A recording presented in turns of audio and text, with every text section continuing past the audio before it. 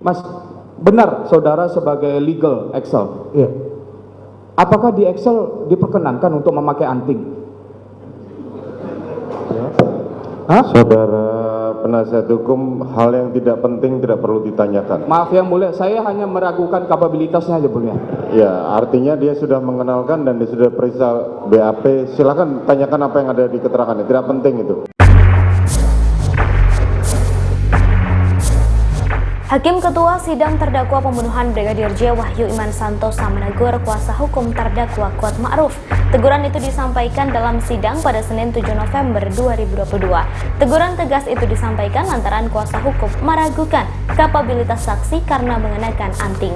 Saksi yang dihadirkan satu di antaranya merupakan pihak perusahaan telekomunikasi bernama Victor Kamang. Kuasa hukum Kuat Ma'ruf memastikan Victor merupakan legal di perusahaan telekomunikasi tersebut. Lalu kuasa hukum kembali bertanya terkait anting yang digunakan oleh Victor saat menjadi saksi dalam persidangan tersebut. Namun hakim langsung memotong pertanyaan kuasa hukum.